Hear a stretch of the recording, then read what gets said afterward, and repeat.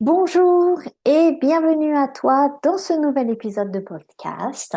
Je suis très heureuse de te retrouver pour aborder aujourd'hui un sujet. Oh là là, qu'est-ce qu'il est important ce sujet pour moi. Je ne sais pas d'ailleurs pourquoi je ne l'ai pas abordé avant. Peut-être qu'actuellement, en fait, j'atteins un niveau de saturation où j'ai vraiment besoin de mettre les choses au clair. Donc, bien évidemment, ça reste mon point de vue sur la chose, mais quand même qui est supporté par plus d'une vingtaine d'années d'expérience dans l'énergétique. Donc, aujourd'hui, j'ai envie de clarifier mon point de vue sur une phrase que j'entends euh, souvent, très souvent, qui revient et qui est, mais le Reiki, c'est le même pour tout le monde, pour les animaux comme pour les humains. Il n'y a pas de différence, c'est la même énergie. Le Reiki animal, c'est un truc commercial pour se faire de l'argent. Euh, en fait, tout ça, c'est n'importe quoi, pour être gentil, on va dire. Et donc voilà, le Reiki, c'est pour tout le monde, c'est la même chose. Et euh, en fait, aujourd'hui, j'ai envie de dire non. Le Reiki animal, c'est différent du Reiki humain. Alors oui, le Reiki, ça reste le Reiki pour tout le monde. Évidemment, il y a une colonne vertébrale qui reste la même, mais autour de cette colonne vertébrale, il y a en fait beaucoup de spécificités que les personnes qui ont souvent cet argument ne connaissent pas. J'accompagne quand même les humains et les animaux depuis 20 ans, donc j'ai vraiment de l'expérience là-dedans et je peux vraiment voir qu'il y a une différence dans l'approche. Et j'ai vraiment aussi offert des soins, proposé des soins euh, à des animaux qui passent de la baleine au lama, aux alpagas, aux dromadaires, aux émeux, aux vaches, bien évidemment, chien, chat, cheval, nac, voilà, et j'en passe. Donc, j'ai vraiment beaucoup d'expérience avec une variété d'animaux. Et c'est ce qui me permet aujourd'hui d'expliquer en fait pourquoi c'est différent. Et c'est ce qu'on va voir donc dans cet épisode aujourd'hui. Alors, on va revenir un petit peu en arrière pour que j'explique en fait un petit peu mon cheminement qui me permet aujourd'hui de dire clairement que selon moi, le Reiki animal, c'est différent du Reiki humain. Donc comme je l'ai dit, en fait, j'ai toujours eu en fait une sensibilité à l'énergie, des capacités médiumniques. Ça, je suis née comme ça, avec des moments où voilà, je m'en suis détachée pour me focaliser sur des choses plus terrestres, on va dire. Et puis en fait, les choses m'ont rattrapée en 2007 quand j'ai décidé de me former au Reiki. Ça a été vraiment une révélation pour moi. Et ça a été vraiment pour moi le début d'une ouverture et d'une évolution personnelle, spirituelle, qui en fait après ne m'a plus quittée et qui m'a vraiment mis sur la voie de ma mission d'âme, j'ai envie de dire. Avant, je pratiquais aussi une certaine forme de soins de magnétisme. Voilà, j'étais aussi dans la cartomancie, je le suis toujours. Enfin bref, j'ai vraiment expérimenté beaucoup de choses, mais il y a 20 ans, ce sont les animaux qui m'ont mené à me former au Reiki. Et je suis tombée vraiment sur le Reiki complètement par hasard. J'en avais jamais entendu parler. Donc il y a 20 ans de ça. Et j'ai vraiment ressenti l'appel. Et ce qui m'a motivée à me former, c'est que j'avais ma petite rate, la dernière que j'ai eue, qui avait développé une tumeur mammaire. Et bon, j'avais eu d'autres rates avant qui avaient développé la même pathologie. Et à l'époque, c'était quelque chose qu'on n'opérait pas, on euthanasiait. Et, et donc, quand j'ai vu une tumeur qui commençait à se former, je savais au niveau conventionnel où ça allait m'emmener. Et j'étais vraiment dans une ouverture, une recherche de quelque chose de différent pour l'aider, mais sans savoir exactement ce que c'était. Donc, j'ai commencé une espèce de quête personnelle. Je suis allée sur mon ordinateur, j'ai commencé à chercher et je ne sais pas comment. Mais ça, ce sont les forces du destin et de mon âme qui m'ont mis sur le chemin du Reiki. Et là, j'ai vraiment ressenti un déclic. Je me suis dit, OK, c'est ça, il faut que je me forme. Et donc, je me suis formée. J'ai fait mon niveau 1. Et donc, à l'époque, je sais qu'au fur et à mesure des années, les choses ont beaucoup évolué. Je vais en parler dans un instant. Mais quand je me suis formée au niveau 1, on abordait essentiellement le Reiki adapté à l'humain, avec une perspective d'un soin à l'humain. Et on disait que bah, c'est la même chose pour les plantes, pour les animaux, voilà. Le Reiki, c'est le Reiki. Donc, moi, j'étais vraiment dans l'émerveillement de ce que j'apprenais. Ça entrait vraiment en résonance avec cet élan intérieur que j'avais de découverte de tout ce monde-là. Et je me trouvais enfin, je dirais, dans ma famille en quelque sorte. Je me sentais à l'aise parce qu'enfin, je touchais à quelque chose de concret, alors qu'avant, bah, j'étais assez très seule, enfin, j'étais assez seule dans ce cheminement. Et là, en fait, pouvoir me former à quelque chose, on va dire, de plus ou moins officiel, eh bien, ça m'a apporté beaucoup de réconfort. Et, et donc, voilà, je me suis, après ma certification au niveau 1, je me suis dit, super, je me sens super équipée pour aider ma petite rate d'une façon ou d'une autre. J'avais pas de, on va dire, d'objectif spécifique en tête. Je voulais simplement l'aider, on verrait bien la forme que ça prendrait, comment ça se passerait. Et, et en même temps, en parallèle de ça, ben, j'ai aussi commencé à pratiquer les soins sur les personnes, en fait. Je voulais vraiment faire la main. Et donc, j'ai commencé dès 2007, en fait, à pratiquer donc avec Marat et avec des personnes.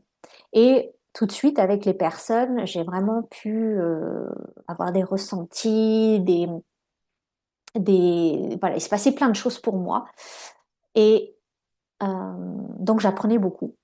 Mais ça a été vraiment la douche froide, le choc en fait, quand j'ai voulu pratiquer avec Marat, parce que ça s'est pas du tout passé dans la même fluidité que ça ne l'était quand je faisais des soins aux personnes en fait. Donc je voyais très clairement que Marat en fait, elle refusait mes soins. Elle était stressée, elle était dans l'inconfort aussitôt que je commençais à faire des soins, en suivant en fait bah, ce que j'avais appris pour les humains, qui en l'occurrence fonctionnaient très très bien avec les humains. Mais là, je me heurtais vraiment à un mur avec Marat. Et ce qui était frustrant pour moi, c'est que je ne comprenais pas pourquoi, alors que j'avais clairement appris que c'était justement le Reiki pour tous les êtres vivants, c'était la même chose. Donc il y avait vraiment une incompréhension, un décalage, et je n'arrivais pas à mettre le doigt dessus. Qu'est-ce qui coinçait? Pourquoi est-ce que j'avais autant de difficultés avec Marat? Et donc j'ai décidé du coup de me lancer dans des recherches additionnelles pour vraiment essayer de comprendre ce qui se passait. Et là, en fait, j'ai entamé un autre cheminement dans mon parcours. C'est que je me suis formée spécifiquement au Reiki animal. C'était quelque chose que je cherchais depuis le début, mais en fait, là encore, le destin a voulu que je passe par cette expérience-là pour justement avoir un autre angle d'approche, comprendre certaines choses en fait. Et j'ai beaucoup de gratitude pour ce que j'ai vécu en fait, ce parcours-là, parce que ça a amené vraiment de la profondeur, de la finesse en fait dans ma compréhension de l'approche du Reiki humain versus le Reiki animal. Donc, qu'est-ce qui s'est passé? Je me suis formée au Reiki animal et alors là, ça a été la vraie révélation. J'ai enfin eu des réponses à mes questions. J'ai compris pourquoi euh, eh bien, ça ne fonctionnait pas avec ma rate et j'ai compris les subtilités de l'approche avec les animaux versus l'approche avec les humains. Ça a été vraiment l'ampoule qui s'allume dans ma tête et ça m'a fait comprendre énormément de choses. Et même si l'humain est un animal, eh bien, euh, l'humain dans son approche du soin énergétique versus les animaux, eh bien, il y a de grandes différences. Et ça, en fait, on n'en est pas nécessairement conscient. Oui, les animaux, ils sont différents de nous par certains aspects, ils sont similaires à nous par certains aspects, mais dans le soin énergétique, eh bien, il y a des subtilités qui ont leur importance. Et c'est justement tout ce que l'intérêt de tout ce que je transmets dans mes formations actuellement en Reiki humain et en Reiki animal. Et ce qui est intéressant, c'est que au fur et à mesure de mon parcours, donc en Reiki animal et en Reiki humain, eh bien, surtout, je trouve, ces dernières années, depuis que je parle beaucoup plus de ma pratique en Reiki animal, puisque pendant longtemps, en fait, j'ai fait ça essentiellement en local, donc ici au Canada. Et je suis restée sur le marché anglophone pendant longtemps. Et il y a seulement quelques années que j'ai vraiment commencé à m'ouvrir au marché francophone et à vraiment euh, expliquer les différences, mon approche et ce que je fais. Et donc, de plus en plus de personnes sont venues vers moi et m'ont fait part de la même problématique qu'ils rencontraient en s'étant formés au Reiki humain et qui avaient des difficultés en fait dans leur approche avec les animaux. Donc là, en fait, je me suis dit, ok, c'est pas quelque chose qui m'est spécifique dans mon parcours. Il y a aussi d'autres personnes qui rencontrent cette même problématique que moi. Donc là, il y a clairement quelque chose à venir expliquer, à venir former les personnes au Reiki animal spécifiquement pour vraiment comprendre ces différences fondamentales dans l'approche, en fait. Et c'est pour ça que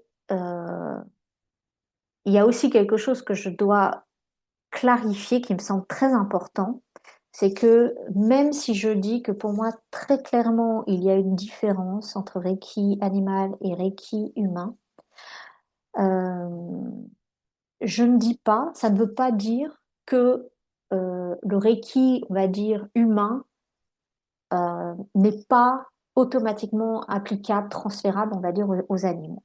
Je connais des personnes qui ont été formées au Reiki humain et qui l'utilisent de façon naturelle et avec beaucoup de succès avec les animaux.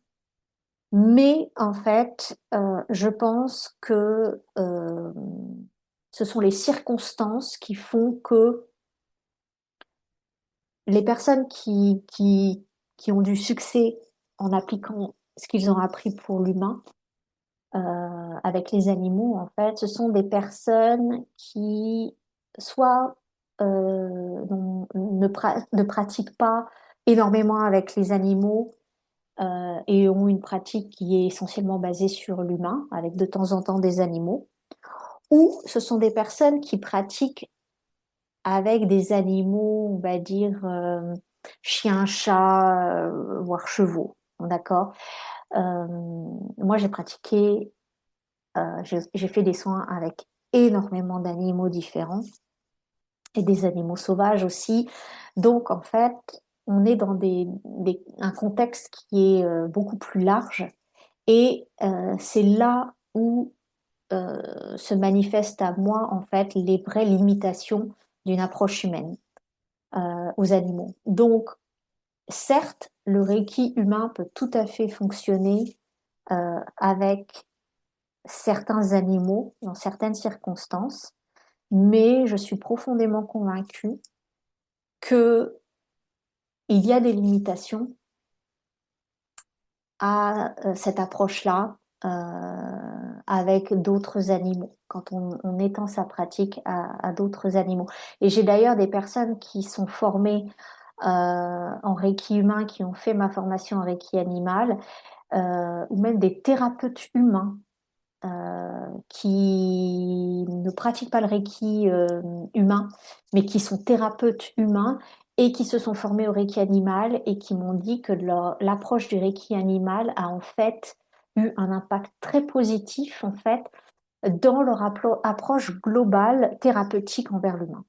Donc je trouve en fait que les deux, eh bien, permettent en fait d'accéder à une profondeur qu'on soit dans l'approche humaine spécifiquement ou dans l'approche animale, mais qu'on vienne d'un background qui soit en lien avec l'humain, en fait. Donc, en fait, il faut aussi comprendre, et ça, je l'ai vraiment vu au cours des 20 dernières années, en fait, de ma pratique de Reiki. Il faut savoir aussi que je me suis formée dans pas mal d'autres pratiques techniques énergétiques.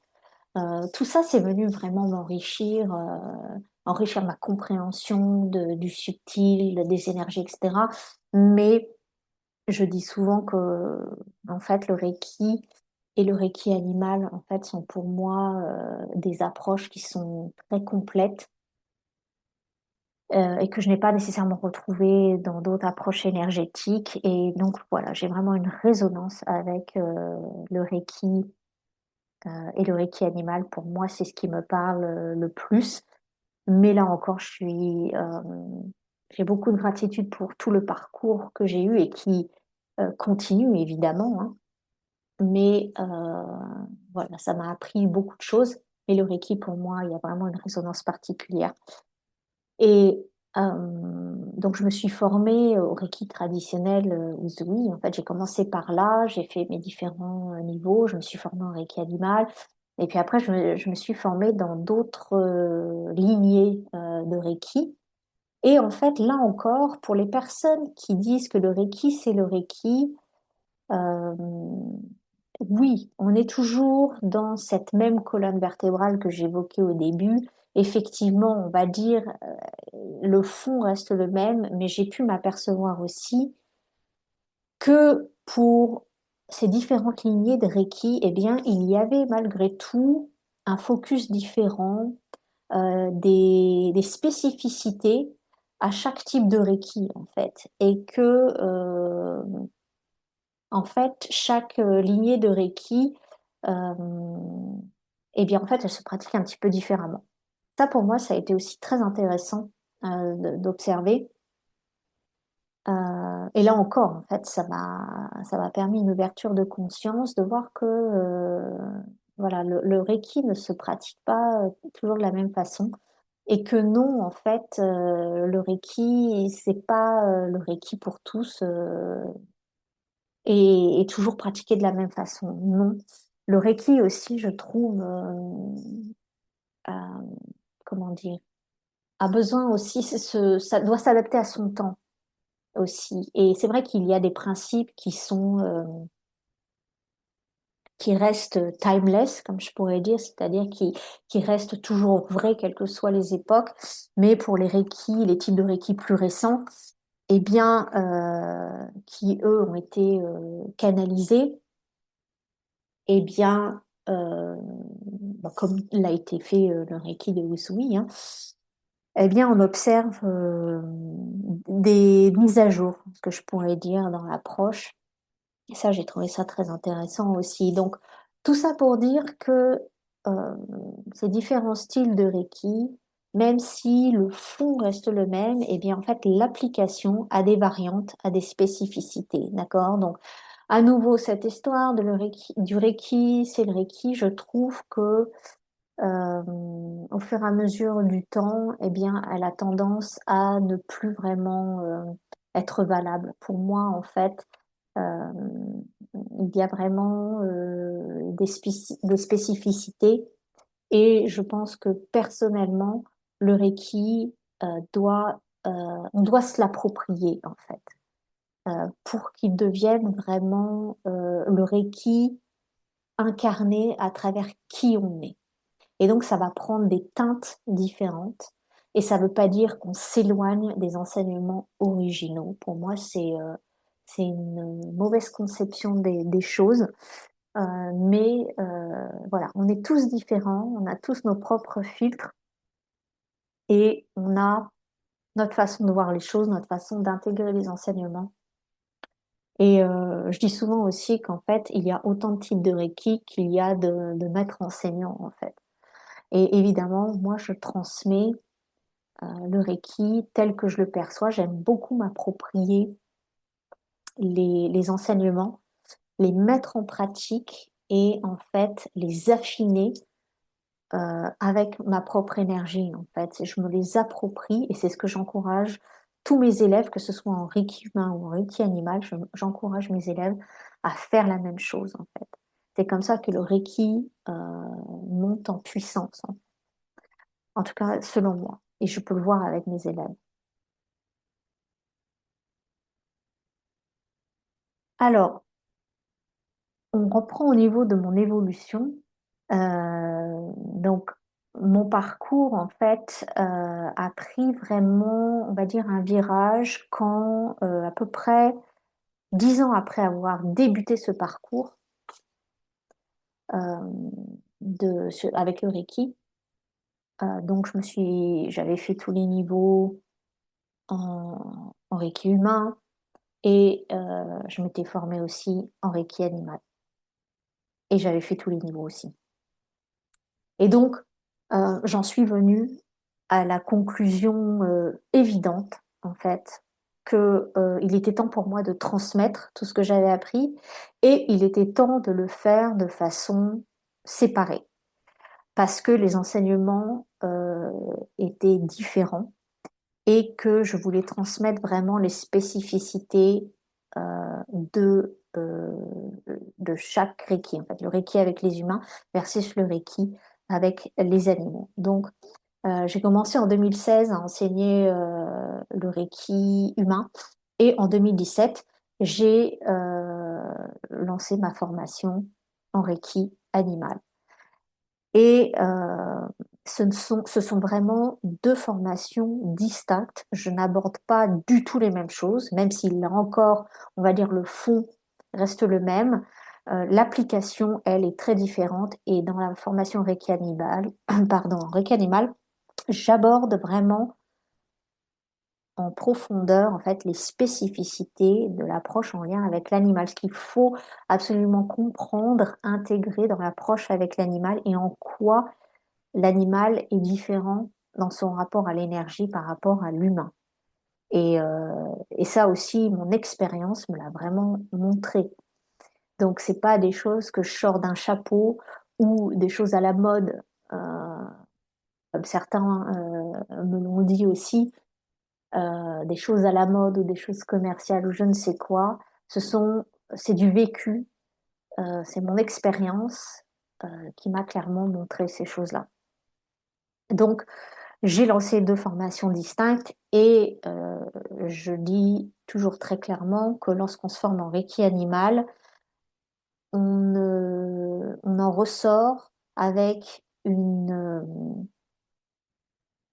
spécificité avec spécificité avec les animaux et on n'est pas en mesure vraiment de faire de soins à un humain. Il faut faire la formation en Reiki humain pour pouvoir vraiment être en mesure de faire des soins avec des humains. C'est pour ça que, à nouveau, ce sont deux formations qui sont distinctes, d'accord? Avec des contenus vraiment spécifiques. Alors, pourquoi, ou plutôt, quelles sont les différences, en fait, fondamentales euh, qui, selon moi, existent, en fait, et euh, déterminent ce parcours Reiki animal versus Reiki humain?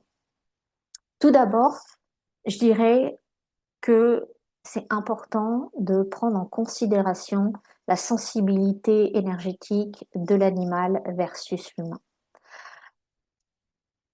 L'animal, en fait, et on le voit dans son comportement, par exemple, les animaux qui peuvent sentir quand une personne va décéder, par exemple. Il y a beaucoup d'animaux, notamment les animaux en médiation animale ou les animaux qui sont dans les hôpitaux, qui aident les personnes en fin de vie, ont une sensibilité particulière et ils peuvent savoir quand une personne va décéder.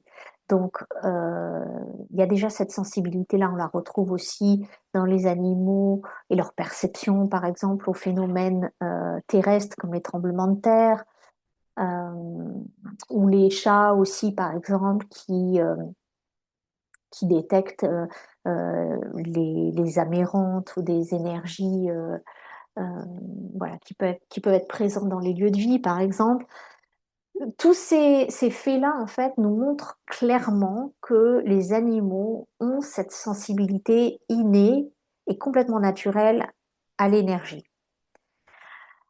Les humains l'ont aussi, mais le seul problème, c'est que l'humain a oublié que c'était une perception naturelle.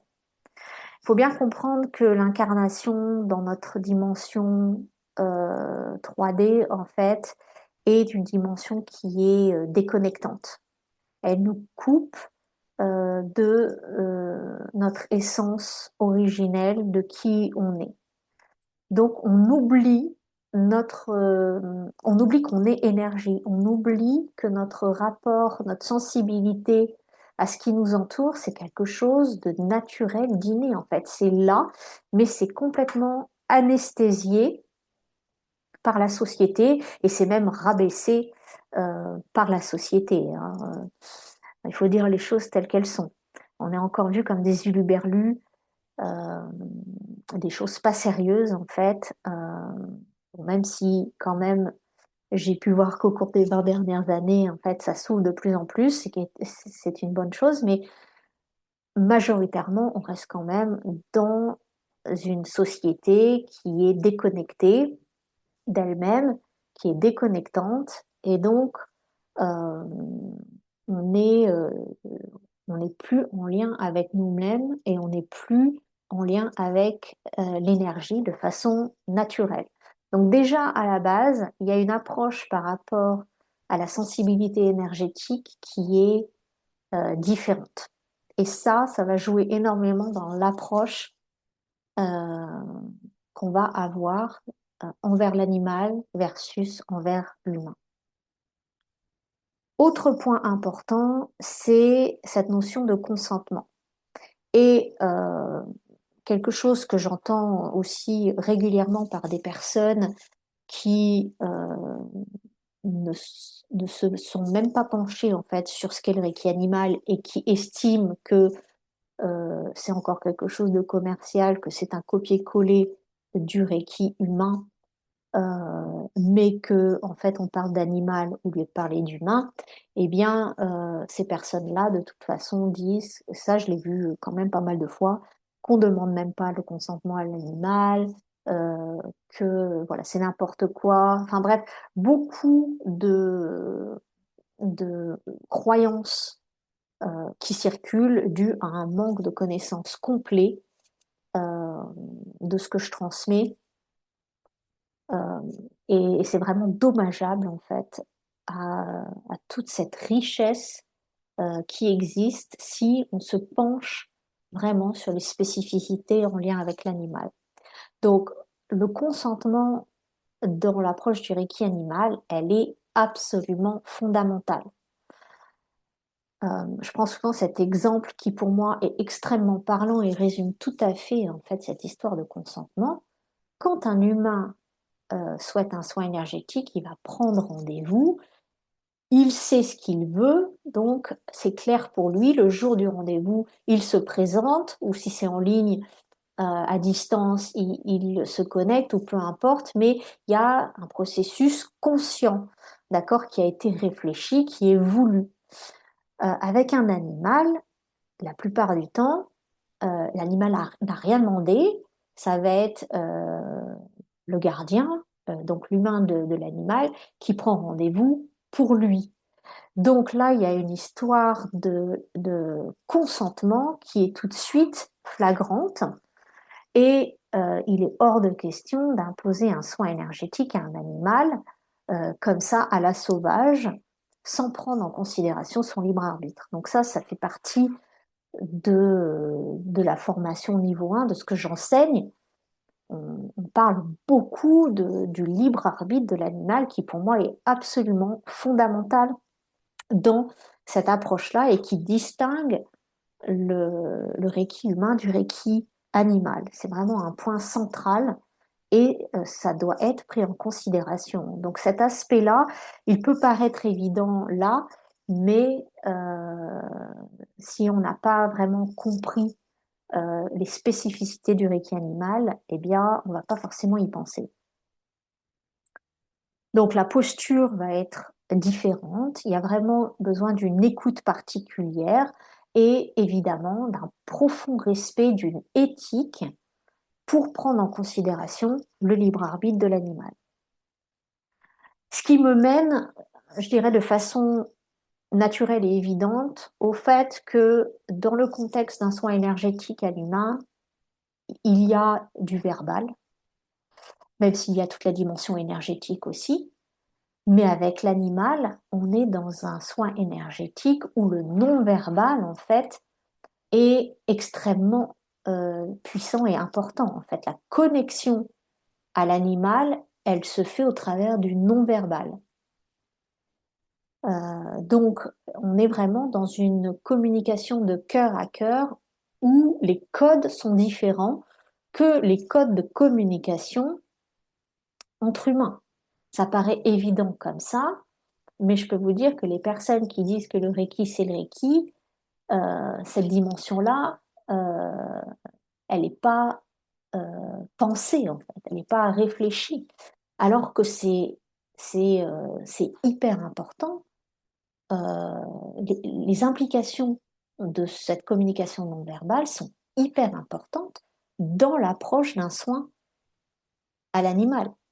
Donc la lecture des signaux subtils est importante. Encore une fois, le respect du libre arbitre, la compréhension des codes de communication au niveau du cœur, puisque ça se fait par le cœur, hein, même entre humains, mais sauf qu'encore une fois, euh, on l'a oublié, mais avec les animaux, elle est évidente et elle se fait uniquement par le cœur. Il n'y a pas de verbal, c'est évident. Donc avec l'animal, on ne discute pas, on ressent en fait, on est vraiment là-dedans. Donc ça aussi, euh, c'est ce qu'on aborde en profondeur dans la formation en Reiki animal.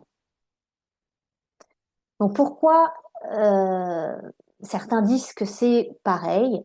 Je pense que comme je l'ai évoqué, les personnes qui disent que le Reiki, c'est le Reiki pour tous, ont, je pense, une expérience limitée avec les animaux ou n'ont pas euh, l'expérience d'une variété de travail avec les différents animaux, notamment des animaux qui sont traumatisés, des animaux euh, qui ont oui, qui sortent d'abus, des animaux qui, qui ont vraiment, comme on peut retrouver dans les refuges par exemple, qui sont exposés à des grands traumas, des choses comme ça, ou des animaux sauvages, par exemple.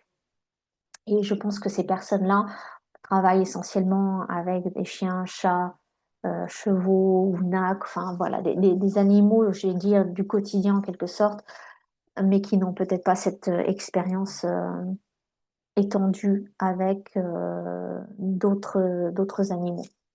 Et donc, comme je le disais auparavant, ces personnes-là peuvent tout à fait euh, dire, affirmer que le Reiki humain et le Reiki animal, c'est la même chose et ça fonctionne très bien. Ce que, encore une fois, je peux tout à fait comprendre dans ce contexte-là, un chien qui vit dans un foyer aimant, euh, eh bien, peut tout à fait être ouvert à un soin Reiki tel qu'il pourrait être fait avec l'humain.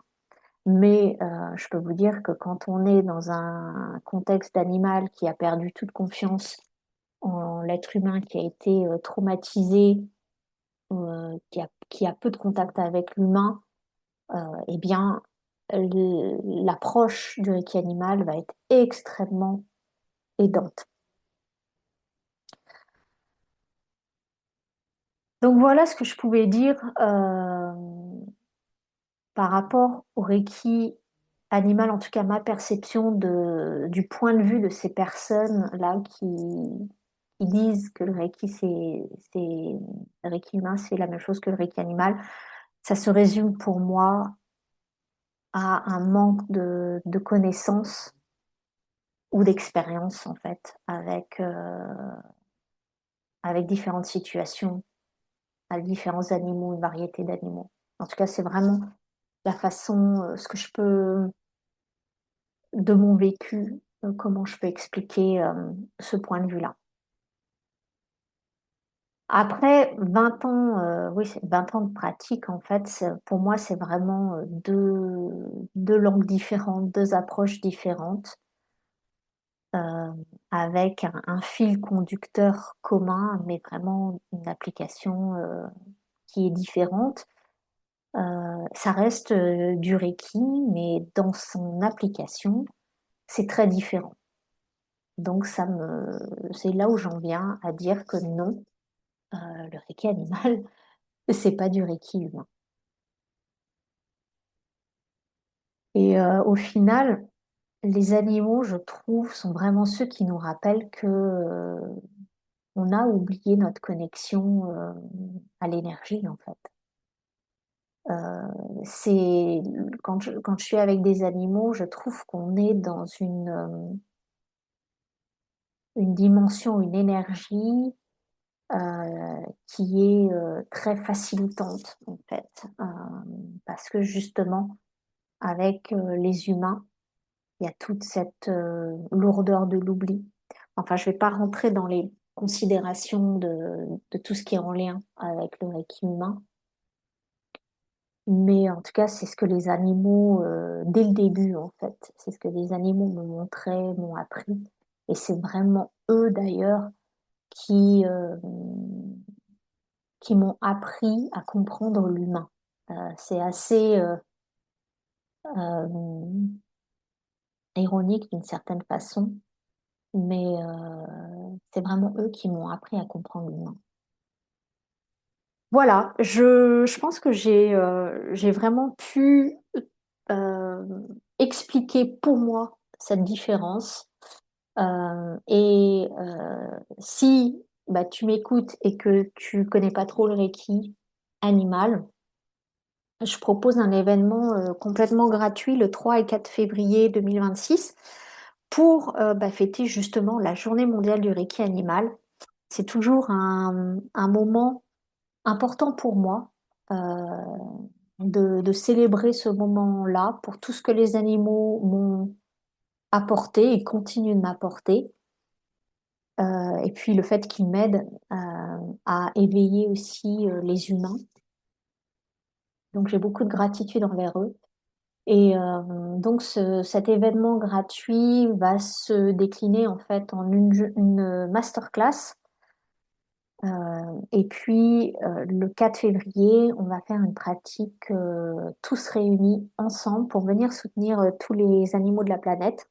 Et puis aussi envoyer beaucoup de gratitude pour tout ce qu'ils font pour nous parce que on a tendance à les prendre pour acquis, mais les animaux font tellement, tellement de choses pour nous que c'est important de les remercier.